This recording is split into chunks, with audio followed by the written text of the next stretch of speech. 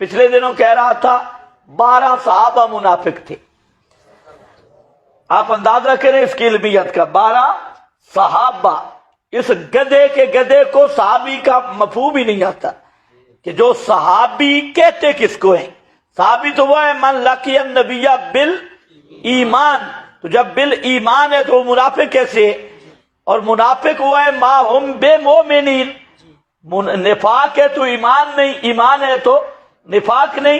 اب اس کے تم جملہ سنو، اس کو لوگ سنتے ہیں کہتے ہیں جی فالو کرتے ہیں. فالو، یہ فالو ہے. دیکھو فالو، اور فالو کرنے والا پینٹ پتلون والا طبقہ وہ بیٹھے جی اے مرزا صاحب کیا بات ہے مرزا جیلوی. اب اس جیلوی کی سنو، ادھر کہتا ہے 12 صحابہ تو ادھر کہتا ہے منافق. جس طرح کہے کہ مرزا مسلمان ہندو ہے. کیا ہے مرزا؟ مومن سکھ ہے. بھائی سکھ ہے تو مومن نہیں، مومن ہے تو سکھ نہیں، صحابی ہے تو منافق نہیں، منافق ہے تو صحابی نہیں. اب جہالت کی انتہا یہ ہے کہ اس کو صحابی کا معنی ہی نہیں آتا کہ صحابی کہتے کس کو ہیں. سب محدثین کہتے ہیں من لقی النبی بالایمان، ایمان کے ساتھ جو نبی کی مجلس میں آیا، لقاء ہوئی ایمان کے ساتھ. اور منافق کا ایمان ہے بھائی ما ہم بے مومنین، بھائی ایمان ہے ہی نہیں. اور اب 12 صحابہ اسی سے رب دیجیے اصحاب النار اصحاب الجنہ. اب ذرا سمجھو بات. اصحاب نبی، صحابہ لغوی معنی قطعاً مراد نہیں. ایک ہی لفظ کا لغت میں معنی اور ہوتا ہے اور شرع میں معنی اور ہے. یہ جو صحابی کا لفظ ہے یا اصحاب کا، لغت میں تو معنی کیا ہے؟ ساتھ والا، جس کو صحبت حاصل ہو، سنگت حاصل ہو. اب سنگت کے لیے تو اچھا ہونا ضروری نہیں، سنگت اچھی بھی ہوتی ہے سنگت بری بھی ہوتی ہے. لیکن یہ کون سا معنی ہے؟ لغوی. یہ کون سا معنی ہے؟ لغوی. جیسے نماز ہے تو نماز کے لغت میں کئی معنی ہیں. ایک معنی تحریک الصلوین بھی ہے. جانتے ہو تحریک الصلوین؟ ہاں، تو تحریک الصلوین والا معنی بھی. اب کوئی مرزے جیسا محقق کھڑا ہو اور وہ اپنی صلوین اور دبر کو حرکت دے کے کہے دیکھو جی میں نماز پڑھ رہا ہوں، کیونکہ نماز کا معنی تو ہے تحریک الصلوین. اور چوتڑوں کو حرکت دے کے کہے کہ میں اب نماز یوں ہوتی ہے، مسلمان اب تک غلطی پہ رہے تو لغت بھی ساتھ لے آئے. اسی طرح زکوٰۃ، حج. زکوٰۃ کا معنی انما بھی ہے، بڑھنا، پاک کرنا بھی ہے، ذبح کرنا بھی ہے. زکوٰۃ الجنین، ذبح کرنا بھی ہے. اب مرزے جیسا جاہل کوئی کھڑا ہو اور وہ کہے دیکھو جی زکوٰۃ کا معنی تو ہے فارمی مرغی ذبح کرنا، اور وہ زکوٰۃ نہ دے اور مرغی فارمی ذبح کر دے. ادھر چند حوالے بھی پیش کر دے، زکوٰۃ الجنین بھی آ گیا اور فلاں بھی آ گیا، فلاں بھی آ گیا. وہ لغوی معنی ہے. حج کا معنی قصد کرنا، قصد المہم. اب جیلم سے جب اسلام آباد آتا ہے آدمی، اسلام آباد کا قصد کرتا ہے، تو اگر لغوی معنی ہے تو پھر مرزا کی حج تو اسلام آباد تک ہوگی یا کہیں بھی قصد کرے. یہ عجیب معاملہ ہے. تو یہ لغوی معنی ہے. بات ہے صحابی کس کو کہتی ہے. اچھا اسی طرح آل اور اہل، لغت میں تو کوئی اس کی تقسیم نہیں. آلہ فرعون بھی آ چکا ہے، فرعون کی آل. تو لغت اٹھاؤ تو آل اولاد اطرت، چاہے اچھی ہو چاہے بری ہو. کچھ سمجھے کہ نہیں؟ چاہے کافر کی ہو چاہے مومن کی ہو، تو اس کو کیا کہتے ہیں؟ آل، اطرت. کافر کی اطرت ہو آلہ فرعون، سنگ اپنا مومن کی ہو تب بھی آل کا لفظ آلہ جعفر وغیرہ بولا جاتا ہے، لیکن اب جب یہ کہنا صحابہ کا، یہ اصل دھوکہ دیتے ہیں صحابہ صحاب کا لغوی معنی لے کر، اور ساری بدماشی ان کی یہاں چلتی ہے۔ تو ان کو چونکہ دعویٰ ہے آل رسول سے محبت کا، حالانکہ جو صحابہ کا دشمن ہے وہ آل یا اطرات رسول کا محب بن ہی نہیں سکتا، سوال ہی پیدا نہیں ہوتا۔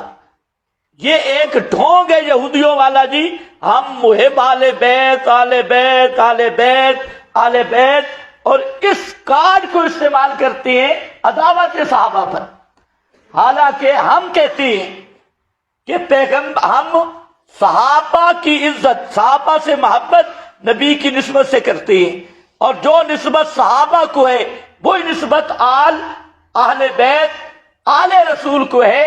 تو ہم آل رسول کو محبت بھی کس وجہ سے کرتے ہیں؟ محمد مصطفیٰ کی وجہ سے، ان کی نسبت کی وجہ سے۔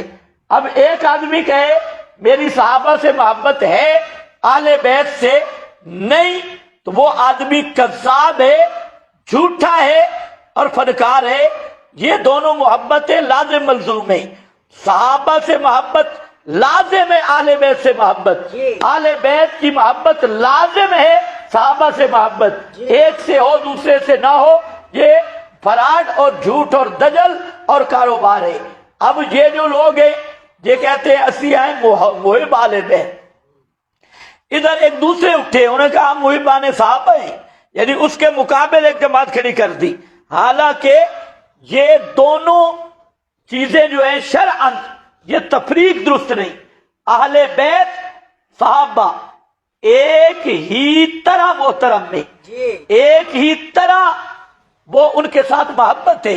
آل بیت صحابہ میں جو تفریق کرتا ہے محبت میں کہ نؤمن ببعض و نکفر ببعض، بعض کے ساتھ محبت بعض کے ساتھ دشمنی، تو اصل یہودی اور اصل دشمن عدو النبی اور اللہ رسول کا دشمن وہ شیطان ہے جو صرف کاروبار کر رہا ہے حب آل بیت کے نام پہ یا حب صحابہ کے نام پہ۔ ایک نے دکان چمکائی وہ پھر صحابہ صحابہ، اور دوسرے نے آل بیت آل بیت۔ ہم کہتے ہیں بھائی آل بیت اور صحابہ میں تفریق کرنا اصل دجل یہ ہے، لیکن وہ چونکہ محبت کا نام لیتے ہیں تو ٹیکا لگانے کا آپ کو میں طریقہ بتا رہا ہوں کہ ٹیکا لگتا کیسے ہے۔ اب اصحاب کا وہ لغوی معنی لیتی ہے، تو ہم کہتے ہیں پھر یہی کرنا ہے تو آل کا بھی ہم لغوی معنی لیتے ہیں۔ پھر کہتے ہیں جناب صحابہ میں کون سی فضیلت ہے؟ اصحاب صاحب، تو صاحب البیت بھی ہوتا ہے، صاحب الحمار بھی ہوتا ہے، صاحب الفرس بھی ہوتا ہے، تو اس میں کون سی فضیلت آ گئی؟ اذ یقول لصاحبہ، تو صاحب الفرس ہے، صاحب البیت ہے، صاحب الحمار ہے، اس میں کیا آ گئی؟